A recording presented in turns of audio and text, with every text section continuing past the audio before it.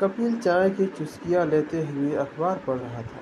तभी गोपाल ने सूचना दी कि दो महिलाएं मिलने आई हैं। कपिल टॉयलेट से फारिग होकर ही किसी आगंतुक से मिलना पसंद करता है। उसने खिन्न होते हुए कहा, इतनी सुबह? मुवक्किल होगी, दफ्तर में श्रीवास्तव होगा, उससे मिलवा दो। वे तो आपसे ही मिलना चाहती हैं, शायद कहीं बाहर से आई हैं। अच्छा, ड्राइंग रूम में बैठाओ, अभी आता हूँ। कपिल टॉयलेट में घुस गया। इत्मीनान से हाथ मुंह धोकर जब वह नीचे आया तो उसने देखा सोफे पर बैठी दोनों महिलाएं चाय पी रही थी। एक 70 के आसपास होगी और दूसरी 50 के। एक का कोई बाल काला नहीं था और दूसरी का कोई बाल सफ़ेद नहीं था, मगर दोनों चश्मा पहने थी। कपिल को आश्चर्य हुआ। कोई भी महिला उसे देखकर अभिवादन के लिए खड़ी नहीं हुई। बुजुर्ग महिला ने अपने पर्स से एक कागज निकाला और कपिल के हाथ में थमा दिया। यह खत आपने लिखा था? उसने कड़े स्वर में पूछा। कपिल ने कागज ले लिया और चश्मा लगाकर पढ़ने लगा। भावुकता और शेरो शायरी से भरा एक बचकाना मजमून था। उस कागज को पढ़ते हुए सहसा कपिल के चेहरे पर खिसियाहट भरी मुस्कान फैल गई। बोला, यह आपको कहाँ मिल गया? बहुत पुराना खत है, 30 बरस पहले लिखा गया था। पहले मेरी बात का जवाब दीजिए, क्या यह खत आपने लिखा था? बुजुर्ग महिला ने उसी सख्त लहजे में पूछा। हैंड राइटिंग तो मेरी ही है, लगता है मैंने ही लिखा होगा। अजीब आदमी है यार, कितनी कैजुअली ले रहे हैं मेरी बात को। बुजुर्ग महिला ने पत्र लगभग छीनते हुए कहा। कपिल ने दूसरी महिला की ओर देखा जो अब तक निर्द्वंद बैठी थी, पत्थर की तरह। कपिल को यूं अस्त व्यस्त देखकर मुस्कुराई। उसके सफ़ेद संगमरमरी दांत पल भर में सारी कहानी कह गए। अरे सरोज, तुम? कपिल जैसे उछल पड़ा। इतने वर्ष कहाँ थी? मैं विश्वास नहीं कर पा रहा हूँ। 30 साल बाद तुम अचानक मेरे यहाँ आ सकती हो। कहाँ गए बीच के साल? कहो, कैसे हो? कैसे बीते इतने साल? तुम तो ऐसे कर रही हो जैसे साल नहीं दिन बीते हो। 30 साल एक उम्र होती है। मैंने तो सपने में भी नहीं सोचा था कि तुमसे इस जिंदगी में कभी भेंट होगी। क्या अगले जन्म में मिलने की बात सोच रहे थे? यही समझ लो। इस एक कागज के टुकड़े के कारण तुम मेरे बहुत करीब रहे, हमेशा। मगर इसे गलत मत समझ लो। इतने में कपिल की पत्नी भी नीचे उतर आई। वह जानती थी कि नाश्ते के बाद ही कपिल नीचे उतरता है, चाहे कितना ही बड़ा मुवक्किल क्यों ना आया हो। यह मेरी पत्नी मंजुला है। देश के चोटी के कलाकारों में इनका नाम है। अब तक 20 रिकॉर्ड आ चुके हैं। जानती हूँ, सरोज बोली। नमस्कार। नमस्कार, मंजुला ने कहा और एक्सक्यूज मी कहकर दोबारा सीढ़ियाँ चढ़ गई। उसने सोचा होगा कोई नई मुवक्किल आई है। मंजुला की उदासीनता का कोई असर दोनों महिलाओं पर नहीं हुआ। बच्चे कितने बड़े हो गए हैं? सरोज ने पूछा। उसी उम्र में है जिसे मैंने यह खत लिखा था। शादी हो गई या अभी खत ही लिख रहे हैं? सरोज ने ठहाका लगाया। कपिल ने साथ दिया। बड़े की शादी हो चुकी है, दूसरे के लिए लड़की की तलाश है। क्या करते हैं? बुजुर्ग महिला ने पूछा।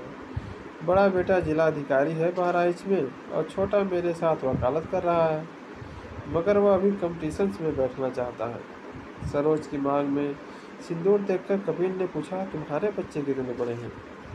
2 बेटियां हैं, एक डॉक्टर है, दूसरी डॉक्टरी पढ़ रही है। किसी डॉक्टर से शादी हो गई थी? कपिल ने पूछा। बड़े होशियार हो, सरोज ने संक्षिप्त सा उत्तर दिया।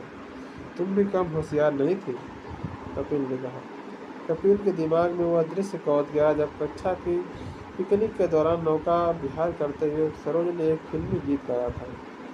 तुमसे आया न गया, हमसे बुलाया न गया। तुमने इनका परिचय नहीं दिया, कपिल ने बुजुर्ग महिला की ओर संकेत करते हुए कहा। इन्हें नहीं जानते? ये मेरी माँ है। कपिल ने हाथ जोड़ अभिवादन किया। अभी भी सिगरेट पीते हो? पहले की तरह नहीं, कभी कभी। सरोज ने विदेशी सिगरेट का पैकेट और एक लाइटर उसे भेंट किया। तुम्हारे लिए खरीदा था यह लाइटर कोई 10 साल पहले। इस बार भारत आई तो लेती आई। क्या विदेश में रहती हो? कपिल ने लाइटर को उलट पुलट कर देखते हुए पूछा।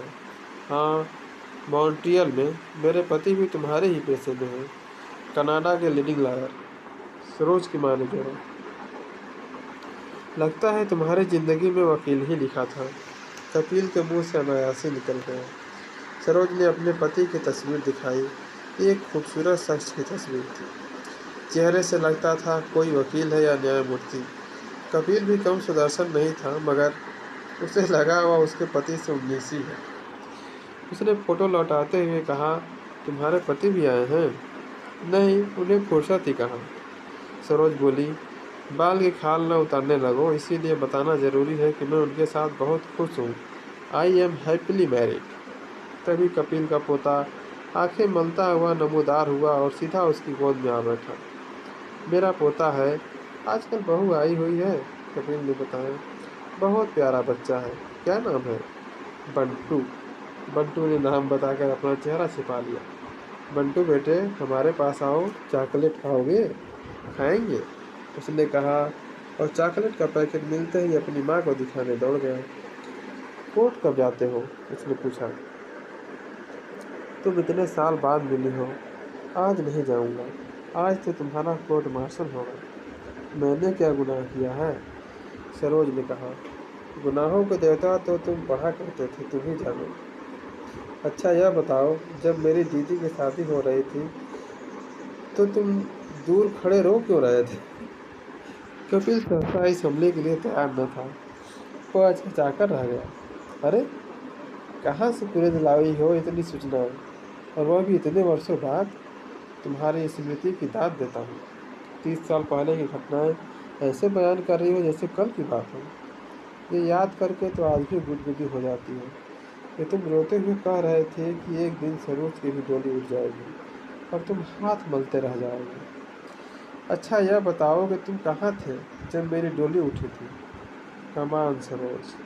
कपिल सिर्फ इतना ही कह पाया, मगर यह सच था कि सरोज की दीदी की शादी में वह जी भर कर रोया था। यह बताओ, बेटे की सरोज को इतना ही चाहते थे तो कभी बताया क्यों नहीं उसे? सरोज की माँ ने चुटकी ली। खत लिखा तो था, कपिल ने ठाकर कहा। इसने जवाब ही नहीं दिया। खत तो इसने उसी दिन मेरे हवाले कर दिया था, सरोज की माँ ने बताया। जब तक रिश्ता तय नहीं हुआ था, बीच बीच में मुझसे मांग मांग कर तुम्हारा खत पढ़ा करती थी। मेरे लिए बहुत स्पेशल है यह खत, जिंदगी का पहला और आखिरी खत। शादी को इतने बरस हो गए, मेरे पति ने कभी पत्र तक नहीं लिखा। प्रेम पत्र क्यों लिखेंगे? वो मोबाइल कल्चर के आदमी है। हमारे घर में सभी ने पढ़ा है यह प्रेम पत्र, यहाँ तक कि मेरे पति मेरी बेटियों तक को सुना चुके हैं। यह पत्र मेरे पति ने कहा था कि इस बार अपने बॉयफ्रेंड से मिलकर आना। इसका मतलब है पिछले 30 वर्ष से तुम सब परिवार मेरी मोहब्बत का मजाक उड़ाती रही हो। यह भाव होता तो मैं क्यों आती 30 वर्ष बाद तुमसे मिलने? अच्छा, इन 30 वर्षों में तुमने मुझे कितनी बार याद किया? सच तो यह था कि पिछले 30 वर्षों में कपिल को सरोज की याद आई ही नहीं थी। अपने पत्र का उत्तर न पाकर कुछ दिन दारू के नशे में शायद मित्रों के संग गुनगुनाता रहा था। जब छोड़ दिया रिश्ता तेरी जुल्फे से आह का, अब सैकड़ों बल खाया करें मेरी बला से।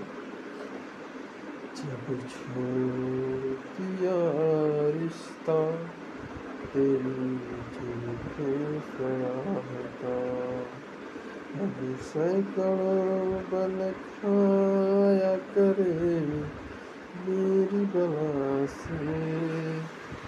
और देखते देखते इस प्रसंग के प्रति उदासीन हो गया था। तुम्हारा सामान कहाँ है? कपिल ने अचानक चुप्पी तोड़ते हुए पूछा। बाहर टैक्सी में। सोचा था नहीं पहचानोगे तो इसी से चंडीगढ़ चल लौट जाएंगे। आज दिल्ली में ही रुको, शाम को कमानी में मंजुला का कंसर्ट है। आज तुम लोगों के बहाने मैं भी सुन लूँगा। दोपहर को पिकनिक का कार्यक्रम रखते हैं, सूरज कुंड चलेंगे और बहू को भी घुमा लाएंगे। फिर मुझे तुम्हारी आवाज़ में वह भी तो सुनना है, तुमसे आया न गया, तुमसे आया न गया। याद है या भूल गई हो? सरोज मुस्कुराई। कम वक्त, याददाश्त ही तो कमज़ोर नहीं है। कपिल ने गोपाल से सरोज का सामान नीचे वाले बेडरूम में लगाने को कहा। बाहर कोयल चुप रही थी। क्या कोयल भी अपने साथ लाई हो?